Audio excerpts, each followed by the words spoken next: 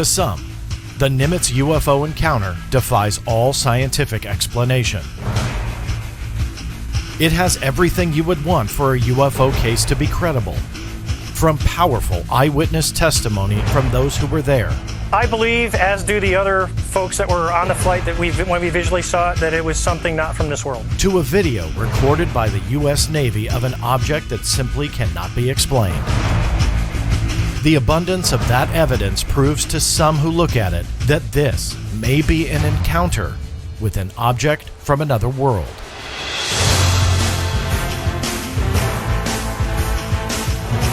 But others say not so fast. They believe that the mysterious object chased by multiple F-18 fighter jet pilots is simply a misidentification of a known object.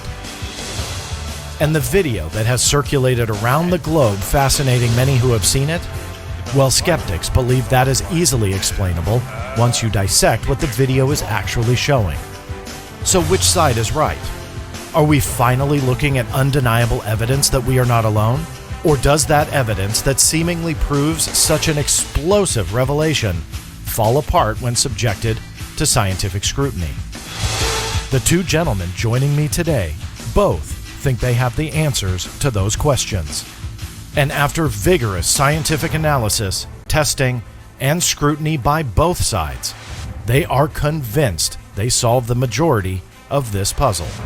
However, their conclusions are miles apart. On one side, you have Mick West, a noted and self-described debunker of extraordinary claims, who has spent countless hours producing video presentations that offer scientific breakdowns and analyses on this very case. Within these YouTube videos, he explains why he feels this case and many like it are simple misidentifications and easily explainable, and none of them stand the test of science. And on the other side, you have Robert Powell, executive board member of the Scientific Coalition for UAP Studies. His organization produced a 270-page scientific paper on the Nimitz UFO encounter. And within that report, the authors, all with various scientific backgrounds, analyzed the video, the witness testimony, and the available radar notes, and subjected the evidence to their own scientific scrutiny.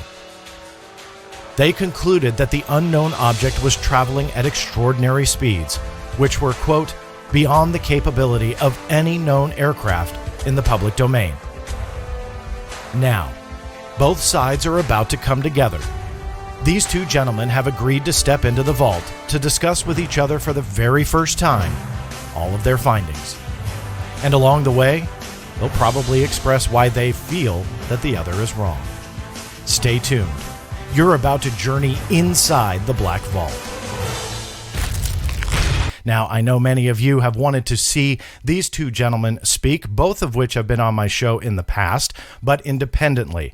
I have Robert Powell to your right and Mick West to the left. Now, Mick and Robert, thank you both for taking the time to not only join me, but be open to a conversation between both of yourselves. Yeah, glad to be here. So I just want to kind of jump right into it. The audience just saw the introduction. I've kind of done a little bit on your background and the case that we're talking about, obviously the Nimitz case. And planning for this show, I was always worried about, okay, who am I going to start first? Because will I upset the other one? And I never really figured out what the right answer on that was. But I did want to ask you both just a very quick yes or no question, which kind of will define the way that I ask these questions. Now, so the audience knows, we never planned any questions. I have my own list here of what I want to deal with, but both Robert nor Mick did not have any requirements for this. They did not say, don't talk about this, or you better talk about this, or I'll hang up on you. They were just open to have a conversation, and that is a credit to both of them, that they just want to have a great conversation. One other housekeeping note for the audience itself. This isn't a formal debate, meaning we're not going to do stopwatches and introductions and opening speeches. We're just going to have a conversation. So here's my first quick question, just yes or no, which will structure where we go next. Both of you have done your independent scientific analyses on the Nimitz encounter, the footage, and the witness testimony. Robert, Mick has obviously produced quite a few different videos on the encounter in the video, analyzing it. Have you watched them? I've seen some of them. Seen some of them. Okay. And Mick, obviously, Robert is involved in an organization where they produced a 270-page scientific report, a lot of information in there. And that is the brunt, I think, of Robert's angle. Have you read that? I've read a lot of it, but I wouldn't say I read every word of it. So fair enough. Okay. So let's just go ahead and kind of jump right into it. And I thought the video analysis was a good place to start. We'll deal with a lot of different topics, but video first. Robert, I want to direct this to you to kind of set this up. And obviously a lot of the controversy behind this video, and we've seen it trickle into television shows, how people perceive the video, that this thing is showing that this video is showing an object that shoots off at great speeds towards the end. Is that your stance from an analysis standpoint, that this thing is accelerating at the end of that video at a great rate of speed? Yeah. Let me just preface this, John, by saying in our report, there's really three basic things we look at. The video is the lesser of the three. We analyze three instances where there is extreme acceleration. One is the reports from the radar operators themselves. Two is the statements from the multiple pilots on how fast the object disappeared from view. And three is the video. And so to your specific question, yes, we calculated based on the assumption that that object immediately accelerated to the left of the screen. Now, Mick, I believe that you go against that. Is that correct? That is correct, yeah. And I think I would go against kind of most of what was just said there. I think that if you make the same assumptions that Robert and his team made, then sure, yes, what we're seeing is something quite extraordinary. But these assumptions are kind of based on very flimsy evidence. The first two things he mentioned, which he said were the strongest things, are actually just essentially eyewitness testimony and recollections, and in some cases, third-hand recollections. But to the video point, I think there's a very strong case to be made that the camera does in fact simply lose lock at the end, and that the object is not actually zooming off to the side. It is in fact just essentially drifting off to the side because it's just continuing along its path and the camera is no longer tracking it. So that's what I feel about the video. And you probably see my video on YouTube, no sudden moves. And I think it goes in great detail and almost a frame by frame basis as to where the camera loses lock at multiple points throughout that video, and why the object seems to move the way it does at the end. Robert, he said that there were some assumptions made in your calculations and reporting. I assume myself that you may not agree with that. But were there holes that you guys had from a scientific standpoint, holes that you had to fill in and maybe assume, or do you just disagree with that altogether? No, look, the first thing I just want to mention real quick, Mick indicated that those were third-hand recollections. Those were not third-hand recollections. Those were first-hand recollections. First-hand recollections by both individuals who were operating the radar systems. First-hand recollections by the pilots, one of whom, James Slate, I interviewed personally. So there's no third-hand recollections here. In terms of the object drifting in the camera, what I would like to know is Mick's reasons, the specific reasons of what he thinks is happening there. In other words, if he believes this is an aircraft, how far away is the aircraft? What direction is the aircraft flying? What type of aircraft is it? And then we can discuss whether or not this is not actually an object moving across the screen. There's no reason not to believe that that's what's happening. Right. Well, I can answer that, I think, because what I believe is happening is that it's an FA-18, I don't remember the exact distance that it was determined to be, but we know the slant, the upward angle. We know that we're looking up. I think it's like between 4 and 5 degrees. It varies, and you can get a rough estimate of that. And it's moving kind of away from the plane and to the left, all of which is kind of consistent with the various changes in the angle. We see the angle at the top of the screen move from I don't remember the exact numbers, but I think it's like 3 right or 5 right to 8 left, something like that. So it's moving about 10 degrees or so, which means the plane is kind of moving away and to the left. And the speed is roughly consistent with the speed of an FA-18, like a few hundred knots. And I think that what we are seeing in terms of the movements of the object are all explained by camera movement, because the camera system that is being used, the at-FLIR system, is a system that has multiple cameras. It has an optical camera and it has an infrared camera. It also has multiple light pathways, the way the light moves internally through the camera internally to create these different zoom levels, which is done more with mirrors than with lenses, in the infrared system at least. And we see Underwood switching between these various things. We see him switch between wide and narrow fields of view. We see him switch between the TV mode and the IR mode. And we also see camera movements that he didn't initiate. At one point, there is a gimbal roll where the entire field of view rotates. It's not actually the field of view rotating, it's actually the camera moving, and we see the object makes a little circle and we see the whole light field in the sky rotate. And each time one of these things happen, when he changes between the camera type or between the light path magnification, we see a loss of lock. We don't just see it immediately reacquire.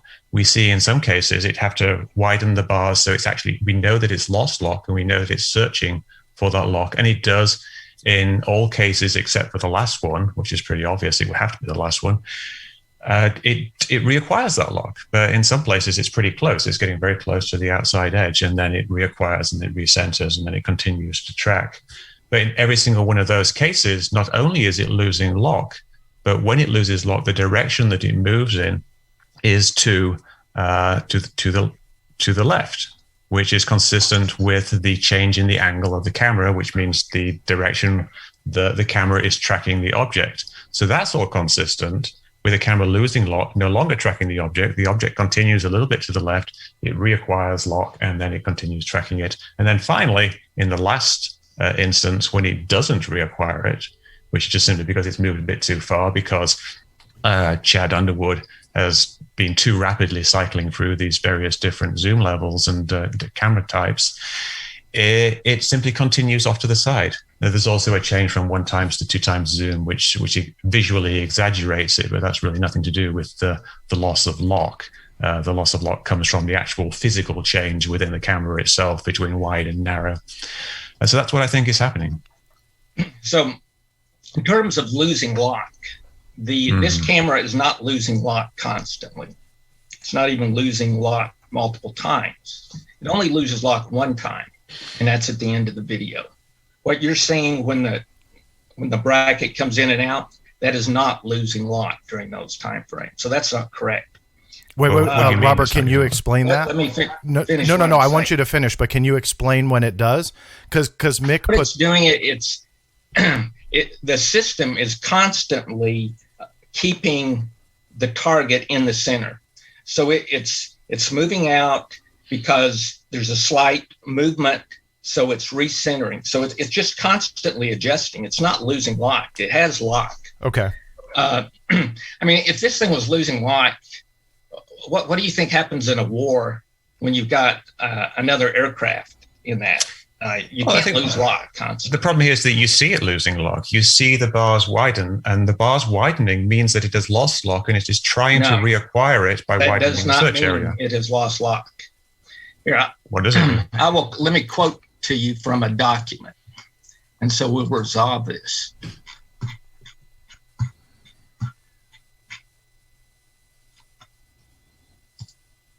Okay, this is Is this from the SCU report? Just so I'm going to link it to. No, this is not. This is not from the SCU report. Okay.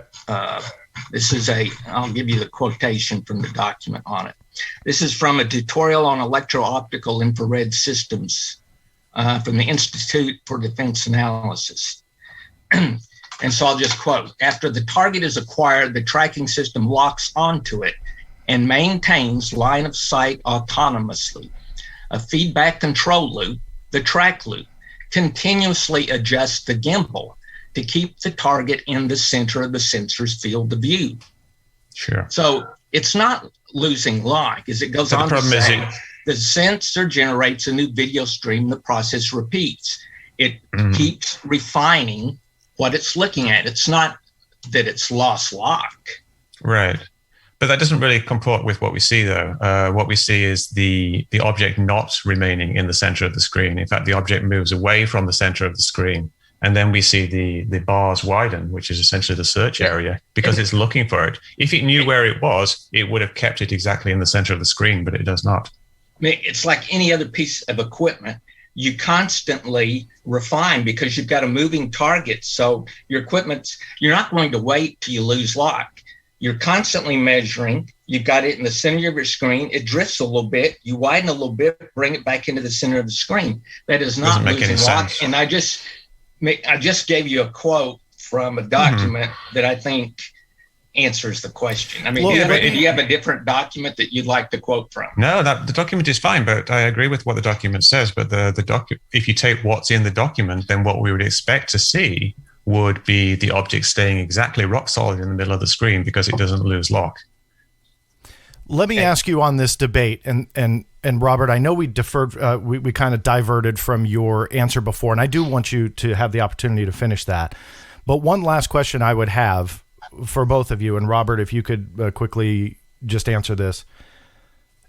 The fighter pilots that you both have interviewed, what are they saying about the lock on this video? Did you specifically say, is that a losing lock scenario? Is that wrong to say it's losing lock? I mean, have you, either one of you specifically asked the fighter jet pilots either involved in this incident or... I haven't actually managed to interview any of the pilots, so I will have to defer to Robert on that. I interviewed James Slate, and we did not talk about that video because he was not the pilot that took it. It was taken by Underwood. And at the time, I had no reason to ask James Slate about. I got you. I mean, I'd just be curious to hear, somebody who's flying in the jets, and that's not to take away from either of you, but just to say, hey, is this losing lock or is this a adjustment? No, I think that's it's always good to get an opinion from the guys who actually do it. Yeah. So let's have you finish the thought, because I don't think we're going to find common ground on the losing lock here. We can go back to it after, but Robert, I want you to be able to finish the rest of your thought before. So now going back to Mick's belief that this is a jet. If you believe it's a jet, then you need to do the calculations to establish that this makes sense. Mick indicated he believes it's an F-18, right? An F-18 is 60 feet in size. We know the approximate distance to the object. You should be able to calculate to make sure that makes sense. Okay, so for starters, if you watch the video, you see a constant type of object, whether it's in TV mode or in IR mode. That's not true. Well, let me finish what I'm saying, please, Mick. Sure. Okay, I didn't interrupt you, did I?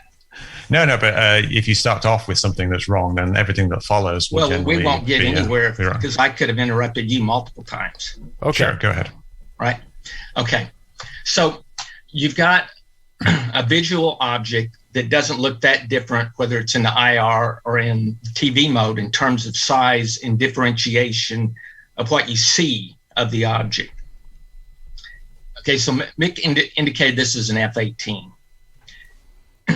For you to only see the lights, the F-18's got to be moving away from you. But it's moving, but Mick indicates, his F-18's moving at an angle. Once you begin to move at an angle and you're not looking dead on the engine, you're not going to obscure the entire plane. You'll begin to see the wings of the plane. Mm-hmm. Now, Mick indicated this was an F-18. If you look at the angular size of that object, then an F-18 would be 20 nautical miles away.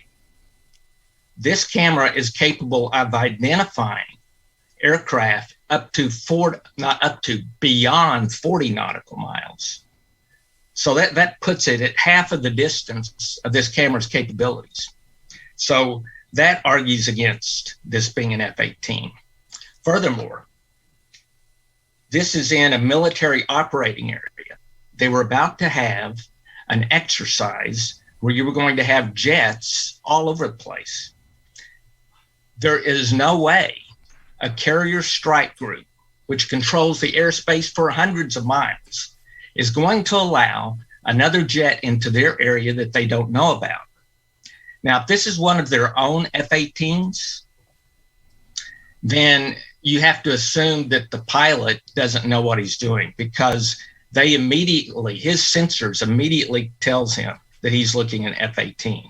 He doesn't have to guess about it.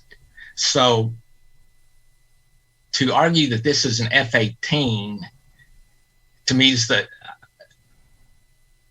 worst of all possible arguments. But Mick, if I was going to try to argue a jet, I would have said it was a Chinese or a Russian. But F-18 that the pilot would know, because he would get a sensor reading from his IFF system. No way. So Mick, let me bring you back in. Is your standpoint, have you concluded that this is an F-18, or is that? Oh, no. No. So, but that's your best guess. Yeah. On the problem with this video is that it's very, very fuzzy. We talk about like the amazing capabilities of the AFLIR system and how it should be able to resolve things, but it's clearly not resolving whatever is actually here. So it kind of doesn't really matter what it is. We still have the issue of it being a very out of focus image and a very blurry image, which kind of indicates that either we're looking at a fuzzy object, which seems very unlikely, or there's the camera is not properly in focus. Now, I can't remember what I was going to say with Robert's points, but the shape of the object is not really consistent between the two things, between the TV mode and the IR mode. It looks kind of like an oblong shape. You could roughly say you could fit a Tic-Tac shape to it, like this iPhone case I'm holding up here, or you could fit any number of things to it, because it's kind of odd shaped. At some points, it kind of looks a little bit like more like a peanut shape than other things. And if you skim through the video, you kind of see it kind of seeming to rotate a little bit, which I think is because it's moving across the screen and to the left. And if you look at the difference between the visible light mode and the IR mode, it's kind of got a bulge at one end in the TV mode, but the bulge is at the other end in the IR mode, which I think is consistent with where the engines would be. On the right-hand side, because it's moving to the left, we see a glow from the engines. Now, at the very start of the video, which is very interesting, we see something very strange, something that looks nothing at all like the rest of the video. And people don't talk about this very often, which I find odd. We see a star shape. We see something which is just a glare, an infrared glare, which would indicate to me that at that point in the video, we have a situation what Robert was talking about, where the plane is flying directly away and you're kind of looking up its tailpipe and you're just seeing this infrared glare. Now, a bit later, it's moving further away because we're switching between the two modes. We don't actually see this transition. And we just see that glare at the right-hand side. And the glare is actually there. It's kind of difficult to see because this terrible resolution video. But I have no real reason to doubt that an FA-18 would fit. Now, Robert raised the issue of surely we would know it's an FA-18. And yes, we would. But I talked to Kevin Day about this, and he said that not only were they weren't getting ready for an exercise at that moment, they were actually in the middle of canceling the exercise, and they had a large number of planes in the air at that time, and the situation was rather chaotic. And these are his exact words. This is what he said. It was chaotic. They had planes in the air. He was canceling the exercise, bringing everybody back in. So it kind of makes sense that for a few seconds, somebody might not know exactly where a particular plane was and where it was later, because they were all turning around and going into different places from where they were originally going to. So I think what happened here is that Chad Underwood pointed his camera in a particular direction, happened to lock on to one of the other F-A-18s that was in the air at that time, during this chaotic time, during the canceling of the exercise. It locked on for it for a while. He didn't recognize it immediately because he's looking out for UFOs, because Fravor had this encounter before, which we'll talk about. And he cycled through all these camera things, and he essentially just lost lock on it because he was cycling through the cameras too quickly. And then he lost sight of it, didn't get sight of it again. And he probably would have seen it later because it was one of the other F-18s, but now he recognized it as an F-18. And I think that's what's happened. So you're saying that because there was an exercise, an F-18 was kind of lost. And let me finish. And so Underwood mistakes this F-18. But for starters, this was at 3 p.m. So this was after the exercise had already been canceled, many hours after the exercise had been canceled. So there's not going to be F-18s of unknown origin just flying around within that area. But more importantly, it doesn't matter that it was chaotic. Wars are chaotic. And don't you believe that our Navy jets are capable of identifying a friendly F-18 during a war? That's much more chaotic than this. No, not all the time. In fact, sometimes... Let me finish it. Did I interrupt sorry, you? I thought you asked me a Thank question. You. Okay. So he's got an IFF system that identifies all friendly aircraft, right? So it doesn't matter how chaotic it is. He knows what he's looking at, right? So that's your argument to me isn't even close to. Well, you say that during wartime, we can identify everything perfectly, which obviously isn't the case, because friendly fire is a thing. People get killed. Airliners have been shot down by accident. Planes have shot each other. Planes have dropped their bombs on friendly troops. Mistakes are made, and surprisingly often, and much more serious consequences come out of mistakes being made. So I find the idea that Underwood not being able to identify a plane for a few seconds not to be unreasonable. And your first point about the exercise being cancelled hours before has been directly contradicted by Kevin Day. When I interviewed him, he said they were right in the middle of the exercise. So are you saying that Kevin Day is misremembering? Yes, Mick, you did not understand what Kevin Day told you. The exercise was occurring in the late morning when Kevin Day requested to the captain of the ship that F-18s be scrambled because they were getting ready to do an exercise. They were in the process of beginning it. So he scrambled 2 F-18s already in the air to the point.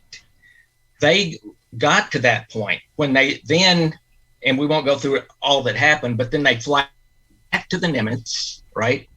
And then another pair of F-18s leaves the Nimitz. It's already been canceled, and it flies to the south. So there was no exercise going on at that period of time. Well, unfortunately, that is contradicted by what Kevin Day says. No, I was the first person to ever interview Kevin Day. So I think if anyone knows what Kevin Day said, it would be me. Well, yes, perhaps so. But I know what he told me. So, and this is something that we have a record of, that he actually said this, that there was an exercise going on at that moment.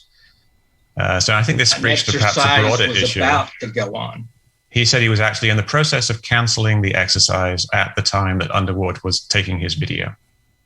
No. That is what he's told me. It was canceled prior to that.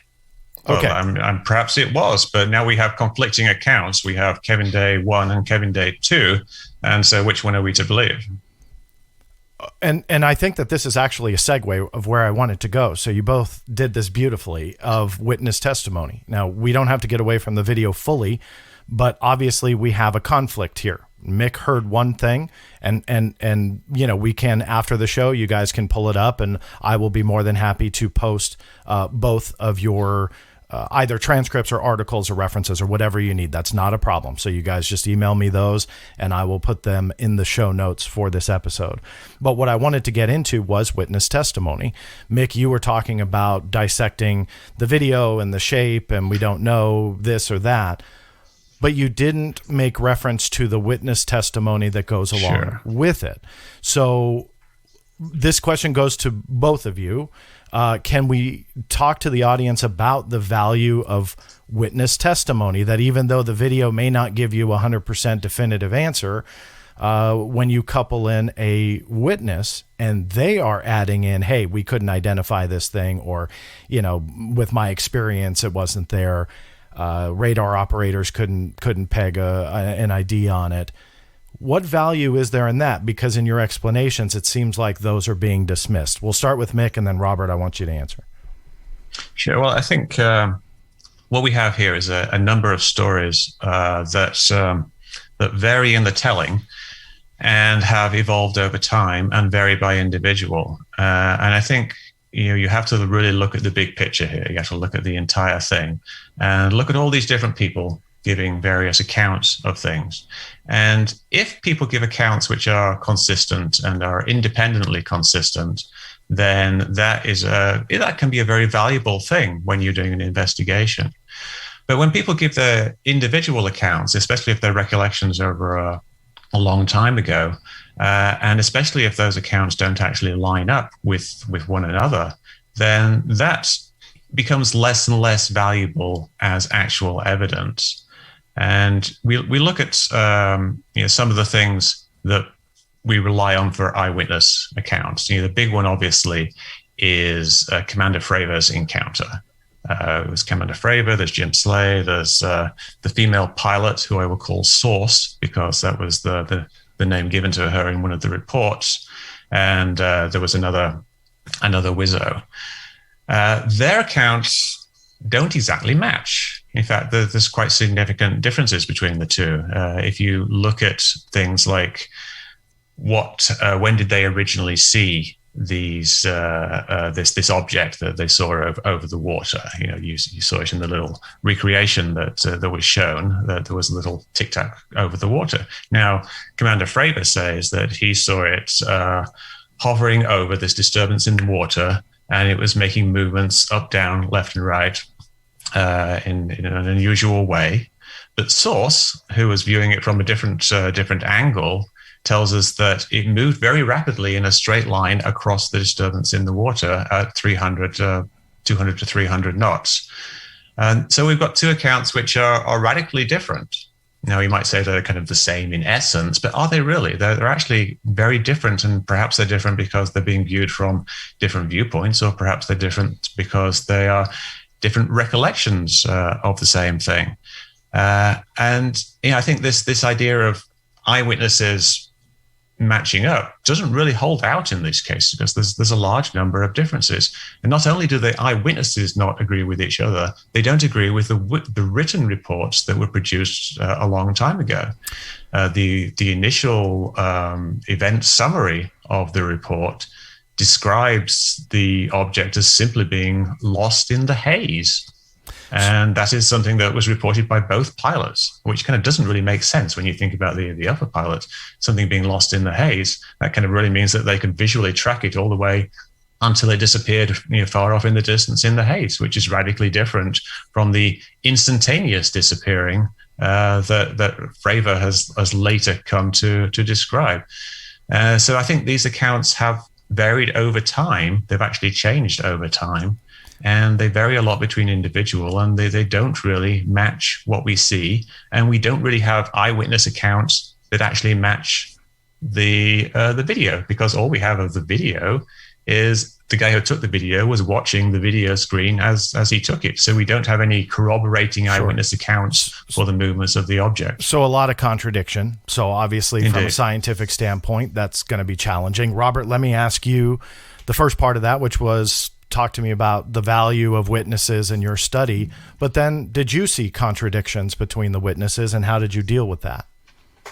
That's an important part, because you do lose information from witnesses over time, right? And once witnesses are exposed to the media and exposed to other witnesses, their stories they pick up bits and pieces of other stories, right? So what you have to look for is the key information, not the minutia and the details of it. You look for this key information. So I'll give you a couple of good examples. First example, and both of these, John, I think are important, because in our report, we've been talking about the video, and we have not talked about the specific accelerations based on the witness testimony. So the very first one is where Kevin Day, and I interviewed Kevin Day on January 2018. Now, this is why it's important. For example, Mick probably interviewed him either this year or sometime in the middle of 2020, almost 2.5 years after I interviewed Kevin Day. Why is that important? Because I interviewed him before he was ever exposed to social media. I interviewed him before he and Gary Boris began talking with each other, right? So when I interviewed Kevin Day, I asked him, how long did it take the object to move? He said 0.78 seconds. A lot of, your audience has probably heard that. That's over a huge distance that it moved in 0.78 seconds, which is where we got our extreme acceleration numbers. And we used error bars. In other words, we said, what if Kevin Day was wrong? What if it was 2 seconds? What if it was 5 seconds? What if it was 6 seconds? And he thought it was 0.78, right? The acceleration numbers are still extreme. So then I interviewed Gary Boris 3 months later in April of 2018. Before I ever asked him, how long did it take this object to move when you picked it up? I asked him, do you know Kevin Day? His response was, he did not know Kevin Day. And he said, but let me look in my album from the USS Princeton. So he flips through the USS Princeton, looks for the name Kevin Day, and he says, oh, yes, I do know Kevin Day. I remember him now. He was a very sharp senior chief. Why did I do that? I was trying to establish that these two guys had not been talking about how long it took for this object to move in radar. So then I asked Gary Boris, how long did it take this object to drop from 28,000 feet down to sea level? His response to me was, how long did it take you to think of that question? So in other words, he's indicating within a split second, right? So I've got two independent corroborating witnesses. Now, am I going to throw that out because I think these two guys are idiots or something? No. I go to Kevin Day and I ask for his report from his captain of his ship. He was rated as an outstanding excellent on his report. And the captain of the ship said, he is my number one senior chief officer, a recognized expert in air defense. His impact within the Nimitz strike group has been phenomenal. So you're talking about a senior chief here who was responsible not just for the USS Princeton, but for the defense of the entire strike group. All right, so there's one point with witnesses. Now let's move to the other critical point. When the pilots realized how quickly that object disappeared, right? And we calculated the accelerations very simply. You know at what point an object will disappear from eyesight based on whether you have 20/20, 20/40, 20/80, what have you, the size of the object and the distance it has to travel to disappear from sight, okay? So now I've got two witnesses. I've got Fravor, who's engaging the object. As it's coming up, he's going down. I've got Slate, and the woman pilot, who Mick mentioned, who's up higher, and they're looking down at what's going on. So they're looking from two different angles. In the case of Fravor, he indicates the object disappears from his sight in 1 to maybe 2 seconds.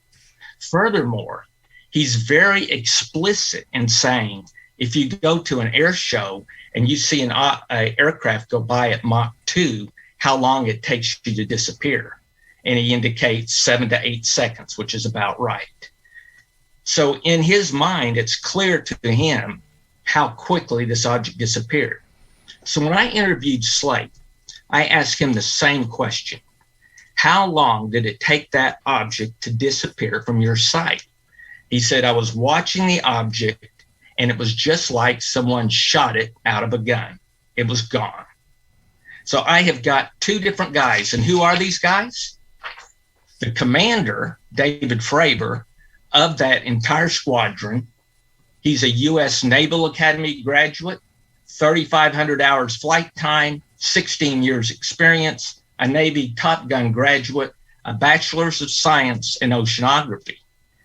The other guy, James Slate, is number 2. He's the lieutenant commander of that squadron. He's also a United States Naval Academy graduate, a BS in political science and a master's in military studies, 2,700 hours of flight time. There is absolutely no reason for me not to believe that this object disappeared within a matter of just 1 to 2 seconds.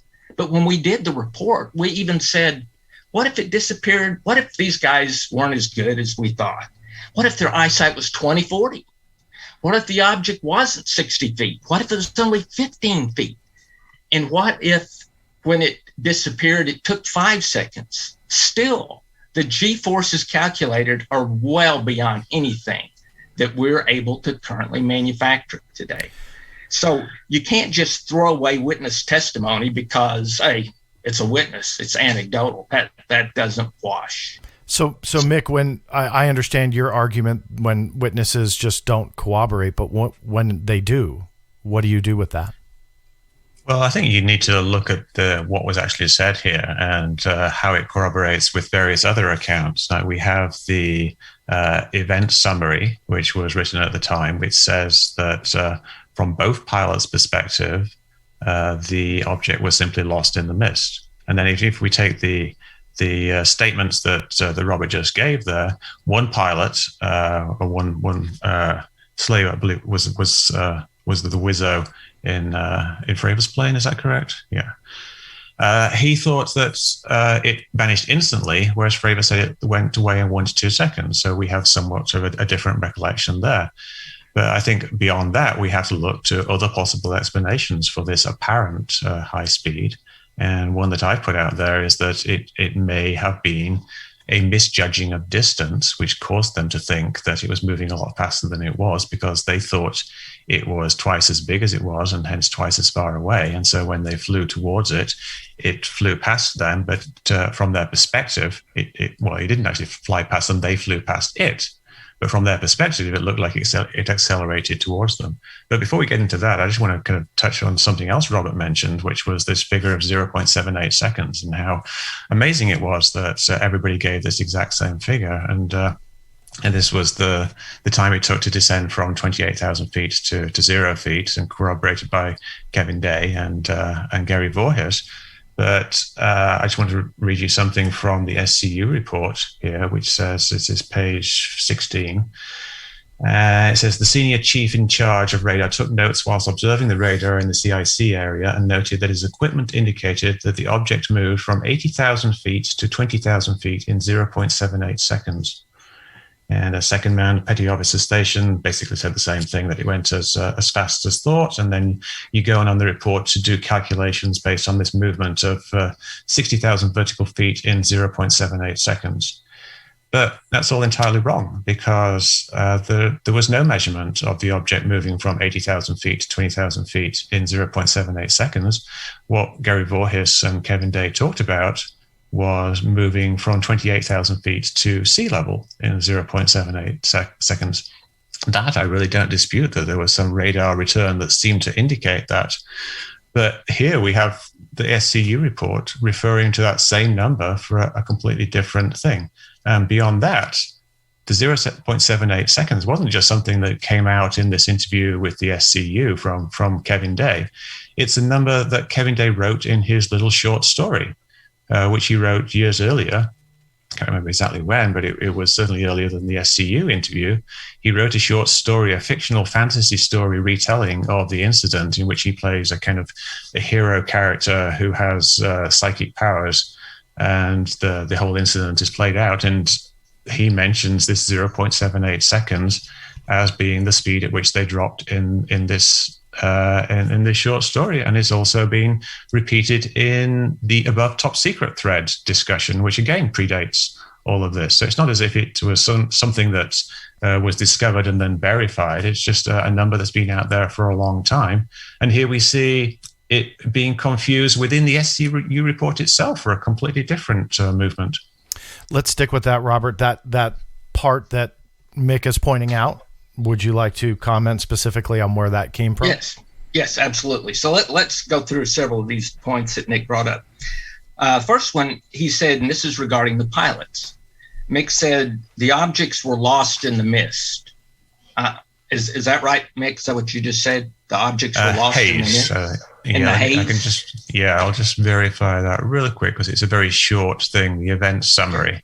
Yes, it says lost contact in the haze. So it says the first pilot, which had been Fravor, lost visual ID of the capsule in haze, and the last visual contact had capsule at 14K feet heading due east, and the pilot estimated the capsule achieved 600 to 700 knots.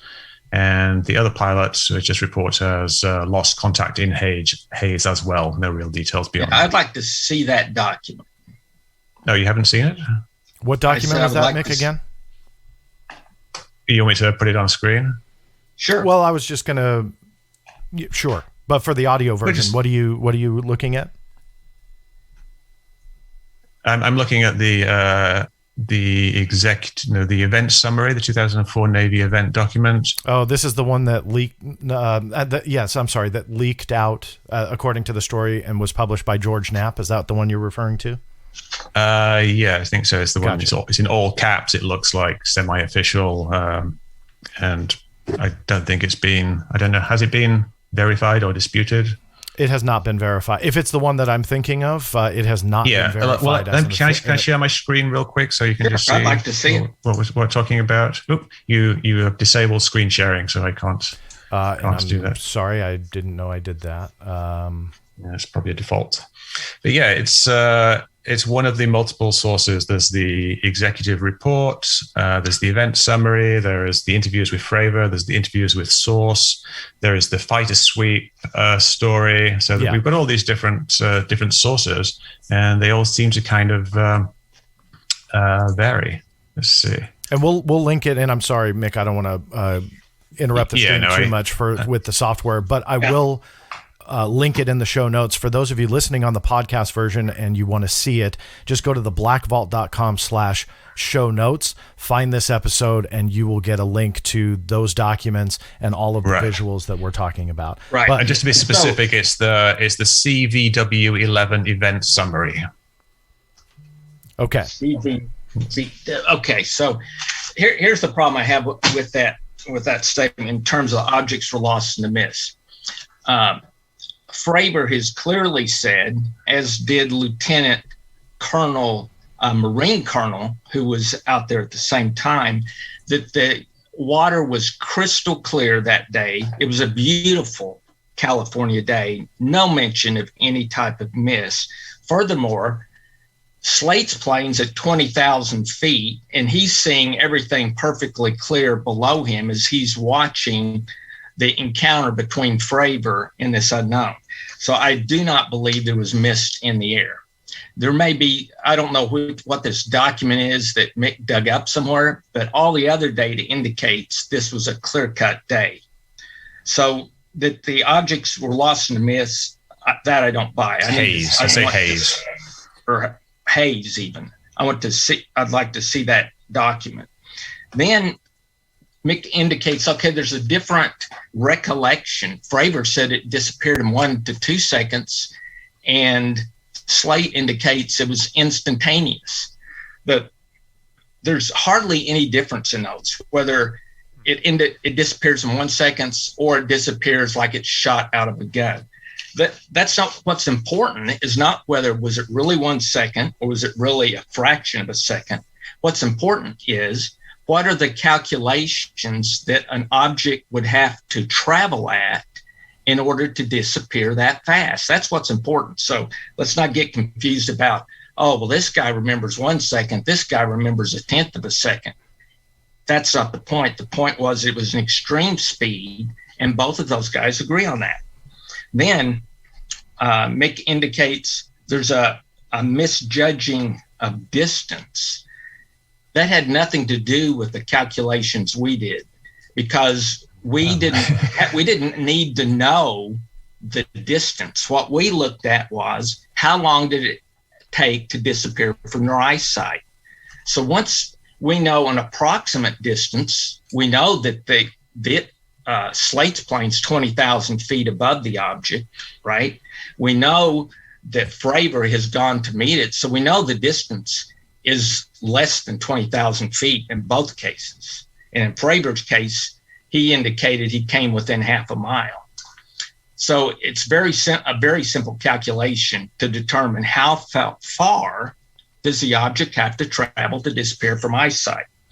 Okay, so then the Kevin Day story about 0.78 seconds that Mick brought up. When I first interviewed Kevin Day, he indicated that the objects were at 80,000 feet and they dropped to 28,000 feet in 0.78 seconds. Now, in later interviews, he has indicated it was at 28,000 feet and dropped to near sea level in 0.78 seconds. So there's clearly a discrepancy in what he's saying the distance it was when it dropped, right? But this is the part about human memory that Mick referred to, right? You start to forget, okay, did it go from 80,000 to 28, or was it 28 to 0? I think 80,000 to 28,000 is the most likely. And here's why. And this is what Kevin Day told me the first time, all right? When these objects are at 80,000 feet, they're not a threat to the F-18s in the area, because the F-18s can't fly to 80,000 feet, right? So they're not a threat, and they were just moving south at slow speed. Once they drop to 28,000 feet, they're in an area which is where this exercise is about to begin. So now there's a threat, and this is why the F-18s were scrambled. So whether Kevin was right and it was 80,000 to 28,000, or whether he was right and it was 28,000 to 0, it doesn't matter. Because when we did our report and when we looked at the calculations, we looked at variances in distance. The acceleration numbers are extreme, Mick. It doesn't, if you drop from 28,000 to 0 in 0.78 seconds, or you drop 80,000 to 28,000 in 0.78 seconds, it's still an extreme acceleration. All you're doing is saying, oh, instead of 12,000 Gs, it's only 4,000 Gs. So what? I mean, if you believe that he dropped 0.78 seconds, that's the key. Not that distance. The key is, did it drop in 0.78 seconds? Now, you argue Kevin Day, oh, he made this story. Well, he made the story based on his notes from the service that said this object dropped in 0.78. But Kevin Day's not the only person saying this. Gary Boris, remember? And you dropped that point. He indicated that this object dropped as fast as I could think of the question to ask him. So I've got two different servicemen that indicate that this object dropped at extreme rate of speed. So we can't say we know the exact acceleration, but we can bracket it. We can say maybe these guys were off and it was 2 seconds. Maybe the distance wasn't 80,000, it was 28,000. And we can bracket and still do our calculations. That's what we call error bars, and that's what we did in our report. Sure, but you're basing this just on this account of these two people, Gary Voorhis and Kevin Day. Kevin Day was the guy who was in charge. He was the guy who was actually running the radar room. He would be the guy who would know these things. Gary Voorhis was just, he was the head, I think, network technician on the plane. He's not a radar specialist, even though he's familiar with the technology. And I think he simply got the number from Kevin Day. But let me ask you something. Where is this 80,000 feet number coming from? I'll tell you in a minute. He did not get the number from Kevin Day because remember I told you when I interviewed him, I asked him if he knew Kevin Day. He indicated no because he went to his logbook to look the guy's name up. So he did not get the number from Kevin Day. I talked to him in April of 2018. Okay. So the answer he gave me was basically an answer that indicated a split second. We've got two different guys saying the same thing. I think the good thing here is that we can resolve that. We can actually ask Gary Voorhis about that, and perhaps even before this thing. I've got it on recording. It's recorded. Well, no, I think we can ask him now. Well, like you said, and he'll probably still say the same thing. But as you indicated, Mick, people's memories change. That's why it was critical that I interviewed him before he ever knew Kevin Day, before he got on social media, before he started talking to others. So now you had the question, where did the 80,000 feet come from? So you wanted to know where did the 80,000 feet come from, right? Yeah. So the 80,000 feet came from, that was the upper limit that the radar was set to that day. It could have been higher than 80,000. All they know is it was at a minimum of 80,000 when it dropped down. So you're saying that Kevin Day saw them at 80,000 feet? Yes. He definitely saw. Remember the objects that are flying south at 100 miles per hour? They'd seen them for 4 to 5 days, right? So let me back up. You've got a carrier strike group that's seeing objects 80,000 plus feet. This is going on for several days. Sometimes they see 3 or 4 objects, sometimes 1, sometimes 4 or 5. They're moving south very slowly. They don't know what they are. They recalibrate all their radar equipment, and they're apparently there, right? But they don't do anything because they're not a threat in any way to the strike group. Then the strike group gets ready to have an air exercise on November 14th in the late morning. At that time, the objects drop out of high altitude and drop down to an altitude where they're now a safety hazard to these F-18s that are going to perform an exercise. At that moment in time, Kevin Day contacts the captain of the ship, the USS Princeton. And remember, they're responsible for the entire strike group because they control radar systems. And he asked them, what should we do? Because I consider this a safety hazard. And he said, we've got some F-18s in the air, 2 of them. Should we, go check this thing out? The captain gave him authorization. He redirected Fravers and Slate's aircraft to the nearest radar contact because he had multiple radar contacts. And they went and interrogated that latitude, longitude location, and that's when they found the Tic-Tac. Yeah, the problem with that, though, is that that's not what Kevin Day says now. He gives a very specific account, which has really nothing to do with him seeing objects at 80,000 feet. And he says that for essentially 10 days, he had seen objects at 28,000 feet moving south. He never was aware of this 80,000 feet figure during this event. He never came up. No, I think you've got that wrong. No, I've got it. I spoke to him, just a few months ago, and we discussed it in great depth. I actually pressed him on this point 3 or 4 times because I was kind of surprised. Well, not surprised, but I needed to clarify exactly what happened. I don't. That's not correct. Just think about it logically, Mick. You don't have objects at 28,000 feet flying over an air carrier strike group and then not doing anything about it. But this is what Kevin Day says what happened. What he told you a few days ago, whether that's true or not, whether you are remembering it incorrectly, or whether he I have the transcript in front of me right here. Well, but he's at multiple other times said 80,000 feet. So perhaps he was confused on that day, but that's not what's important here, Mick, because... I think it is what's important, actually, because we're talking about the veracity of the eyewitness testimony. I interviewed him January 2018.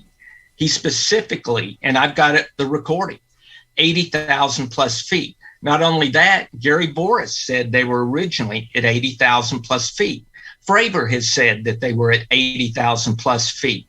When I interviewed James Slate, he said they were at 80,000 plus feet initially. So there are multiple people who've said it's at 80,000 plus feet. What happened in your interview with Kevin Day 3 years after we first began investigating this? I don't know. And I don't. So you think that over the course of 3 years, he could have forgotten it and completely changed his story? I don't know, and I don't care. There's no doubt that these objects were at 80,000 feet. But the problem here is that the events happened in 2004, and you interviewed him in like 4 years ago, which was 10 years after the event. So if you think his memory can completely change in 3 years, then surely it can completely even more change in 10 years. You're making an assumption that his memory changed. I don't. You're telling me that he has different accounts. He misunderstood what you were asking him. I don't know. No, he understood exactly what I was asking. I'm just telling you. I can read you the transcript if you want. We'll post about 7 different times with different individuals where the objects are at 80,000 feet flying south. And Kevin Day. So let me, and Mick, I want to give you an opportunity. I'm running out of time because we had allocated an hour. I'm happy to hang out for a little bit longer. It's up to you guys. What's that? Sure. All right, I'm fine to go as long as you like. Okay. So then, Mick, you were going to jump in because I do want to do one last thing before I lose you guys. So, but if you're okay with a couple more minutes, Mick, go ahead and finish that. No, I can go a couple more hours if you want. But Kevin Day very specifically told me that he learned about the 80,000 feet from the ballistic missile defense space tracking. And he said that this was, essentially above his pay grade. It was classified information he was not aware of at the time. He learned about it 2 days after the incident from talking to other guys on the ship. So it's completely different to what you just said, Robert. And what I'm saying, Mick, is how many other times? When else did he ever say that? Tell me one time, any other interview where Kevin Day ever said that. Give me one interview. What do you think we should talk to Kevin Day now, or do you think now he's being completely corrupted? His brain is mush, and we won't get anything useful out of him? No, I'm not. Yeah, without going in and listening to the questions asked, there's all sorts of possibilities. He misunderstood what you asked. Let me give you some context, he says. He says, again, at this time, at this point, I wasn't aware that the ballistic missile defense guys had tracked these things from outer space. I had no idea about that. It was above my clearance, basically above my security clearance. So what did that mean? That meant nothing, what you just told me. He said, let's see, the reason I say they were weird is because our ballistic missile defense guys were tracking these things coming down from outer space. I found out later. That wasn't the view I had on my radar. I was more concerned with 30,000 feet and below. So he's not actually talking about these things. He says, I asked him later, because it came up several times. I asked him, you said the ballistic missile defense guys were tracking them coming from space. Was that something that you were aware of at the time? And he says, I was not. That was not my focus and wasn't where my head was at that time. And then I asked him, how did you find about this ballistic missile defense? And he says, from the next couple of days, talking to guys on the ships. And then he says, he was going to try to hook me up with those guys so he can answer the questions because he doesn't have all the answers. So he was very consistent the entire time. The 80,000 feet figure never came up. He always said it was 28,000 feet. Very, very consistent. I think this is a number that Gary Voorhis gave as well for the radar targets. So, what we're talking about, for most of the incidents, the radar problem was that they were seeing these groups of targets moving down the screen from around Catalina down to Guadalupe. So let me just jump in. in fairness, you were talking about the 80,000 feet number. You didn't specifically ask him about the ceiling, right? He was talking about what he was more concerned at, and I can kind of see why he wouldn't go there if he's just focusing on what he's concerned with. Robert, correct me if I'm wrong with what I'm hearing here, but Mick, you're saying he didn't bring it up, ergo he's changing his story. But in fairness, with what you just read in the context, if he's only concerned about the 28,000 foot ceiling and below, because that's the threat area, is what I'm getting from Robert. Am I kind of following that right? Like, you didn't ask him about 80,000. Yeah, he's. I think that's correct. That's why I'm just saying it all depends on the context and the way the conversation with Mick went between him and Kevin Day, because there are multiple conversations with Kevin Day where he indicates the objects were originally at 80,000 plus feet prior to this day. Yeah. On November 10th, multiple days prior to November 14th. The key thing that changes on November 14th is the objects drop down into the operating area of the F-18s. And that's why, I mean, this all makes logical sense, Mick. That's why they scramble the jets. They're not going to scramble. They're going to scramble jets anytime something's in their operating area and they're getting ready to do an exercise. Where I wanted to be careful with the Kevin Day thing is he's obviously around, and I don't want to spend too much time trashing his memory and stuff like that. What I will do in the show notes, Mick, I definitely please send me that interview. I will link it so my audience can see the interview in full. And then Robert, you as well, if you have anything you'd like to add to that. But I'll reach out to Kevin Day because, again, I want to be a little bit cognizant here that we're speaking about somebody's memory and what he said or what he meant or what he did or what he didn't. Transcripts are good, but I want to make sure that we at least reach out to him. Maybe we can get some clarification. So in the last couple of minutes, and thank you guys both for going over with me here, I wanted you both to have an opportunity to ask each other a question. I tried to stay out of this as much as I could, as you both hopefully can see. I didn't mean to step on either one of you, and I believe I stepped on you both at one time or another, so I apologize for that. But in order to again be as fair as possible with time and the topics. But I wanted to give you an opportunity here in the end to ask one question that maybe we haven't dealt with, or if you want to bring something up that you feel is not dealt with, to the other. Hopefully you guys are okay with that little exercise. I don't know who wants to start. If anybody cares to start. Well, if not, I'll ask Mick one. Sure. So, sure. Mick, I would like to know, why have I never heard of a case that you can't solve? There's plenty of cases I can't solve. I mean, I haven't solved this Which one? case. I'd like to know.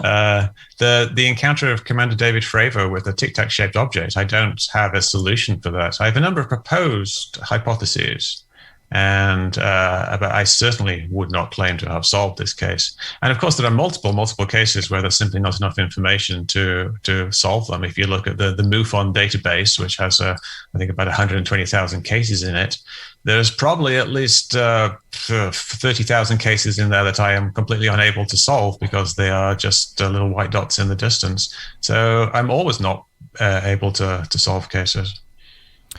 Let me just ask you a quick follow-up, Mick, on that. Are you open to this not being a conventional aircraft and the witnesses and everything, although sure. There's discrepancies?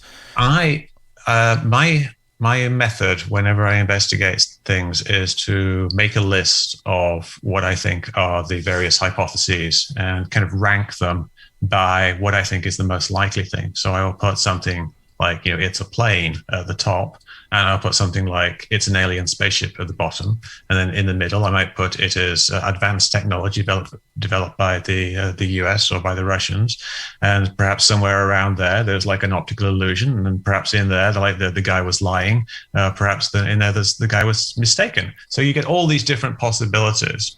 And I never like to take anything at all off the table. So even though I will have my number one hypothesis, for example, like in Go Fast, my number one hypothesis is that it's a balloon, but my number two hypothesis is that it's a bird. And my number three hypothesis is that it's a drone. My number four hypothesis is I don't know what my number 4 would be, but it's like another plane. My number 5 is that it's CGI. Yeah, and increasingly less likely as you go down. But I never like to take things off the table, so I'm certainly open to the possibility that these things exist. But I do like to try to rank my ideas. So you think it's aliens. Perfect. That's all I heard. All right, moving on. And that's the show. No, Mick, let me have you now. If you want to ask Robert a specific question, something maybe he hasn't addressed yet, or yeah, sure. Like with the Fravor encounter, I'd like to ask Robert: have you considered the possibility of a parallax illusion being caused by Fravor thinking that was my computer talking to me, thinking that the object was twice as big as it actually was? He thought it was 40 feet, but say it was actually 20 feet, and the object was perhaps not moving very fast at all. Is that something you've actually considered in your analysis? Well, we definitely considered the possibility that it's smaller, right? Because if you don't know what an object is, you can't truly identify its exact size, right? But the closer an object is to a human, the more the parallax ability within our eyes allows us to begin to estimate the size of an object, right? Something 10 feet away from you, you can look at it and you can know the size of it. Put it 2 miles away, that's a totally different story. So we did look at the possibility that the object was as small as 15 feet. And the smaller the object, then the less the acceleration, because the less the speed. So we did look at that. In terms of, could he have been flying around an object and it's just sitting there and he's flying around? We don't believe that's a possibility at all, because you have Slate who's up here, right? And he's watching the whole encounter. And what Fravor indicated was the object was coming up towards him as he was going down towards it. So you've got two different perspectives to examine it. So we didn't consider that a possibility at all. That reminds me of something else I wanted to ask you. Slate, you interviewed him. Is that correct? That is correct. But is there a recording or a transcript of that anywhere? There is a recording of it, yes. But Slate has never given us permission to release the recording. So we have, like Kevin Day and Gary Boris, their recordings are released because they've given us permission. Slate has not. So, but you've quoted from it occasionally. I mean, how does that work? Quote from it. That doesn't mean I can't quote from it. Were they cleared quotes? I think I get what he's asking. If you can't release the full interview, how can you release partial? Yeah, so he didn't have any problem with me talking about, that it shot off at the speed coming out of the gun. That reminds me also, you said that there was a heat haze around it, kind of glowing haze. He did. But that wasn't reported by Fravor, who was a lot closer. Yeah, no, Fravor did not report that. I mean, there's always going to be some difference in people's memory, right? I mean, you're talking about... Slate was 3 miles away and Fravor was 1 mile away, so it would seem like if there's such a distinctive thing, they would both see it. Yeah, I don't know. Maybe it was the angle that allowed him to see the heat haze better than Fravor. I have no idea. Yeah. It's a shame that interview cannot be released, but I mean, you refer to it, but there could be a bunch of stuff in there that doesn't exactly match with Fravor like that. So from my perspective, it's unfortunate that we can't see it because it leaves you open to accusations of cherry picking because you just get to release the best bit of the interview. Yeah, perhaps we could revisit it with Slay and ask him if he can just release a text transcript. I've done that. I've done that. And Slate's view is he was so disenchanted with the one interview he had bad experience that he no longer wants to talk to the media. Yeah, I mean, just to back that up, I reached out to him a couple years ago trying to do an interview just out of curiosity. I wanted to talk to one of the pilots, and he was not having it. So he's been that way, it seems like, for a while. To be honest, the only reason we were successful in getting an interview with slate was because one of the SCU members is a retired naval captain. And, military guys will talk to military guys. So he talked to Slate first. After he kind of greased the skids, then, Slate was willing to talk to me. But after the Fox interview, he said he had too much grief for his family to do any more interviews. So he said he's done with it. And I understand. I don't blame the guy. Well, one thing is clear with this interview in that we are all, but obviously directing this to both of you, very passionate about what we do, what we believe, and the conclusions that we draw. But one thing that I want to say to both of you is thank you not only for taking the time to do this, but also being open to listen to one another. We all, again, get passionate with what we want to say and how we want to say it. But I have a lot of respect for both of you. I have no idea where I sit on this case, which is why I was very, very thrilled that you both agreed to do this. So with that, I just wanted to say thank you to you both. And I don't want to just cut it off here, but I was going to end it. If there's anything else that you guys want to say, I'm happy to give you an opportunity to do a closing remark or two. Or if you want to say thanks, I'll bring you guys back whenever you'd like.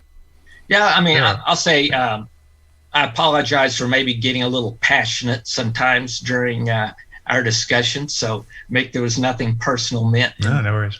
In any of my replies.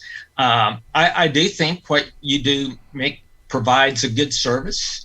A lot of, I'm in agreement with many of the cases you look at. You do a good job there. What I would just urge is that you try to look as dispassionately as you can at cases and try to get all the evidence that you can before analyzing case. And I could be wrong, but I get the impression that you kind of already decided where you're headed before you go there. Yeah, well, I don't think I have. I think I probably have biases like everybody else does. But, I think something that's come out of this conversation perhaps is that, we all have these disagreements on various issues, and sometimes they're disagreements that cannot be resolved. But in a large number of cases, there are disagreements that are purely factual and that we should be able to resolve them. Like, for example, what did Kevin Day remember? And when did he remember it? What did Gary Voorhis, when did he learn certain figures? And, what do these various reports say and things like that? So we can do at least some reconciliation of the disagreements. And I think perhaps we can go back afterwards and, ask the points of Gary Voorhis, like, when did he learn this 0.78 seconds? And, perhaps we could learn a bit more detail about the lock mechanism on the FLIR camera and see if, the optical tracking was in fact losing lock at that point. We really need to get a genuine FLIR expert to explain that. But these are things that actually are resolvable. And I think we need to focus a little bit of effort on the things that we can actually figure out and knock those off so we can refine the boundaries of uncertainty. Well, again, I appreciate you, both of you, and your time in doing this and your thoughts and your research. Both of you keep it up. You guys, again, have my respect in different ways for different reasons. So thank you very much for that. And of course, thank you all for listening and watching. This is John Greenwald Jr. signing off. We'll see you next time.